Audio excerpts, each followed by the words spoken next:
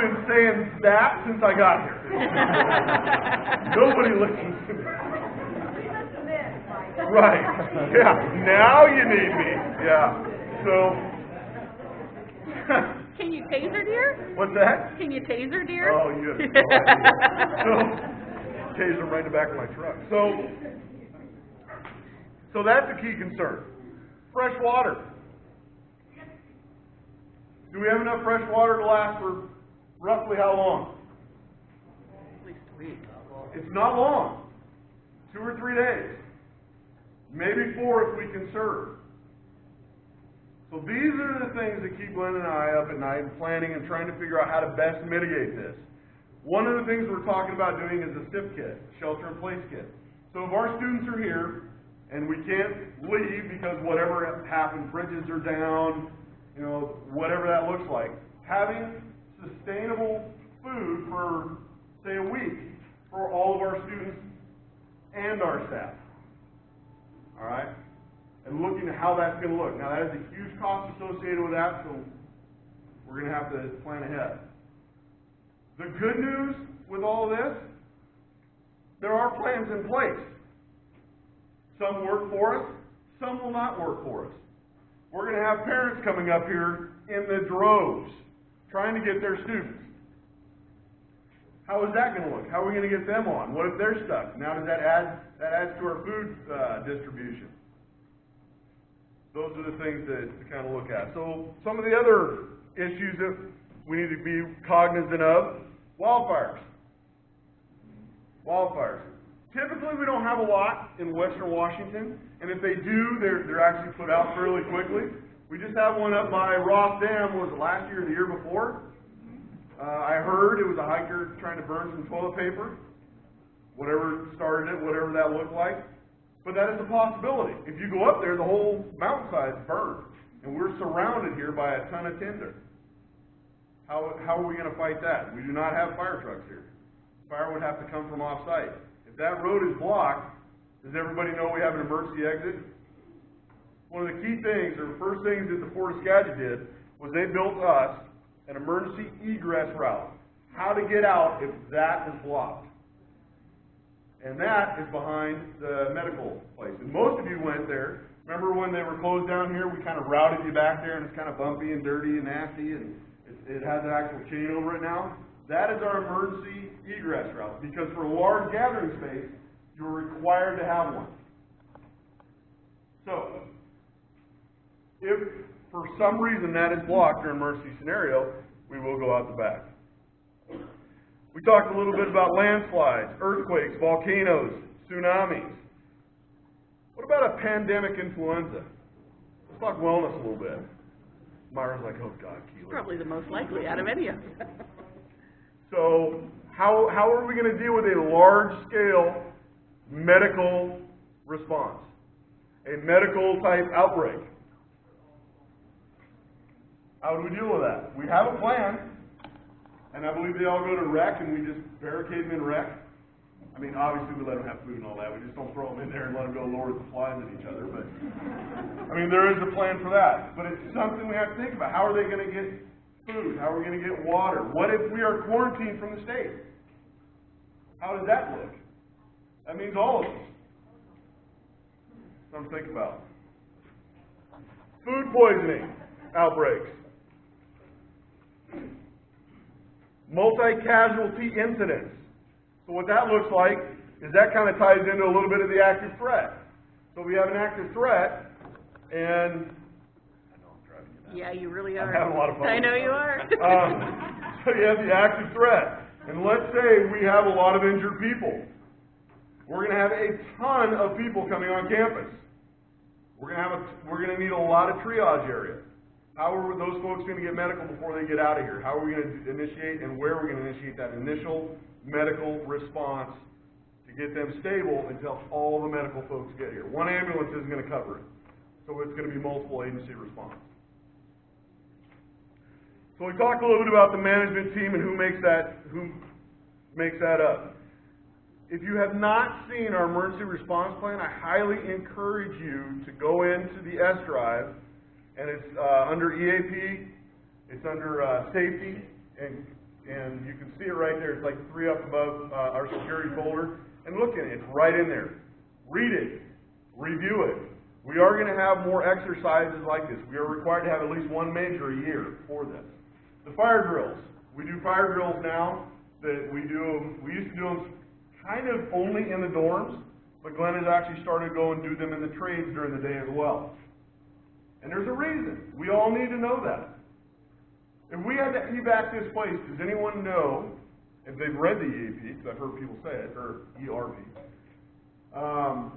where our evac place, our location for this evac is? If we were located this entire campus, where would we tell parents where to go to pick up their students? Cedar Woolley High School. Cedar Woolley High School. Anybody see a problem with that, with the flooding issue we just talked about? Right? We'll be on the 3rd life raft. You'll see them right next to, yeah, that's where they're all at. So, that is an issue. Again, 12 hours. Hope Ross Dam doesn't break. So again, that is something that has been in the plan for a long time. We're still reviewing that. Regardless of where we go, I don't know if we can do it all in one trip. Because if a bus is broke down and we have something wrong, it's going to be multiple trips to get students. And it's going to be all hands on deck. I don't care if you have a license, just drive. Make sure you don't push that button. Okay. So that is our emergency response in a nutshell. With any emergency response, and I wanted to answer, is Amanda in here? I wanted to answer your questions yesterday. You asked about emergency responders or people coming on campus during, say, an active threat. How would that look? Well, I talked to Chief Tucker last night, and I wanted to make sure that I knew what the answer was, and it's true. What would happen is the Cedar Woollies would come out, Cedar Woollies. Let's not repeat that this afternoon. The Cedar Woolley Police Department would come out, and they would actually start blocking right down there. And as they block that, they wouldn't be letting anybody in but emergency responders. And that's how that would look. However, again, porous campus. So, who knows? If I was a bad guy, and you always got to put yourself in the shoes of a bad guy, but we're not on bad guy stuff right now, we're talking about ERP, but if I was a bad guy, there's 100 ways to do it. There's 100 ways to get in and out of here before anybody gets close to you. That should scare everybody.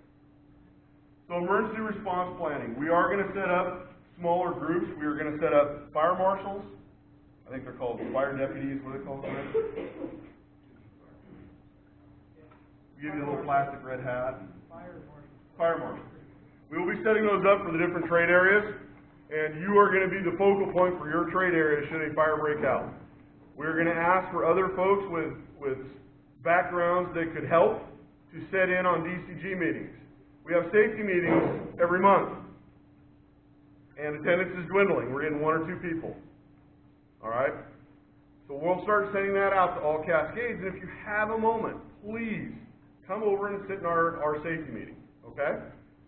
Give us some of your ideas. You may have seen something from another center, another job site, in your previous life, job, whatever, that would be valued. There's always value added, all right? And we can all learn from that.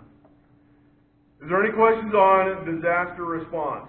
Literally, probably the two, everybody's quiet when I'm giving these 2 briefings. Everybody else is laughing. Kevin's not here. Anyway. All staff, if you started recruiting staff to have their 24-hour kit in there, you know, like, I have a case of water and I have my OSHA bag in my car, right? So I have my emergency food for 24 hours because I can't make it back to headquarters. I've got a change of clothes, I've got a blanket.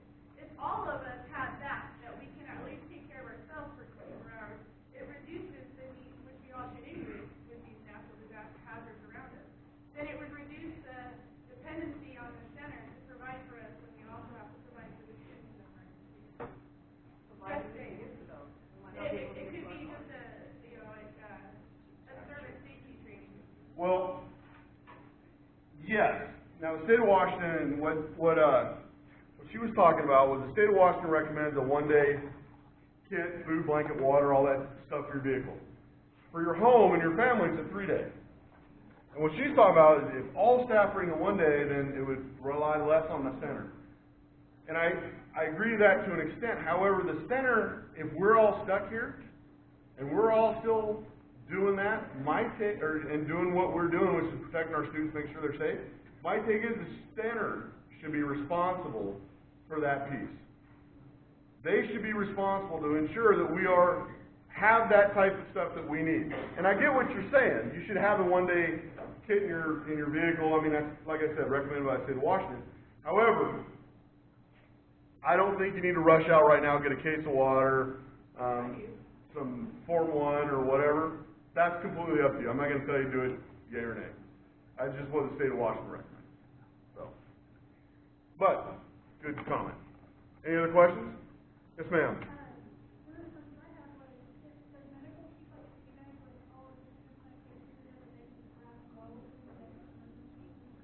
Did you hear that question, Myra? Do you guys keep a kit bag with student meds? My aunt, I can tell right now by her look, she's like, no. So, that would, I don't even know why I'm sitting here talking to that. It's not even on. My guess would be it would be that huge rollaway, and I don't know, get it out of there.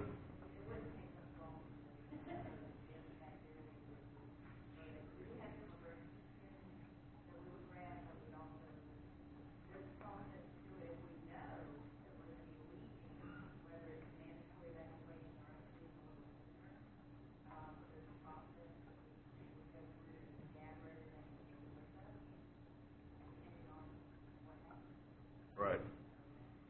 So what Myra said is we would they would grab and go, grab all the meds, tons of ibuprofen and cough drops, and off we would go. Anybody else? I saw another hand over here somewhere. Yes, Gary. Totally forgot one that I really expected you to cover. Zombies, yep. Oh.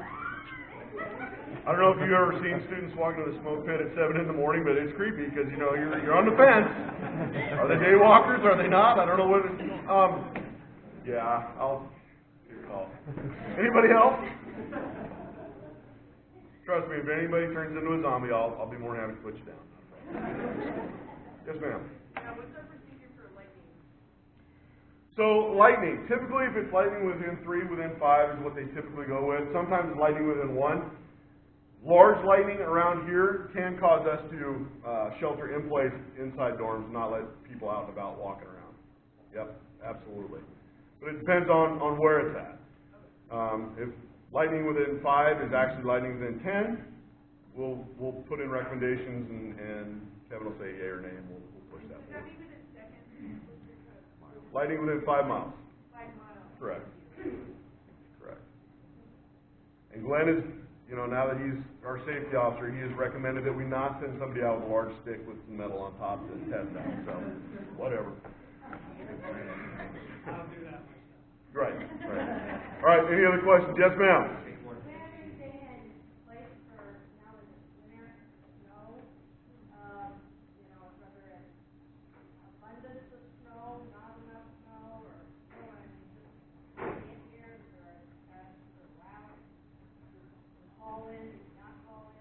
That's a good question. So last year, how it played out was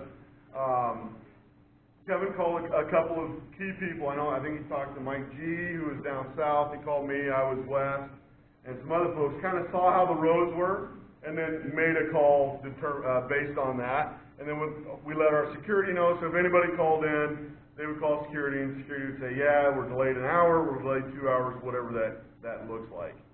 And then I think we sent out an email as well. For those who get an email. Do we not go with Cedar Early School? Yeah, I believe that's what the... We have. Yeah. School in the past, yeah.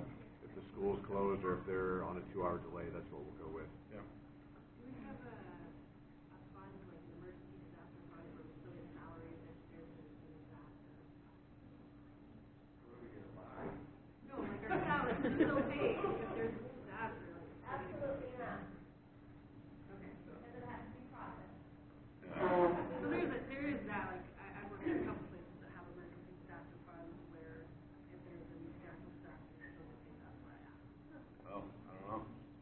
Yeah, I doubt it. So it is. All right, is that everything? Any other questions? Phenomenal. Hey, I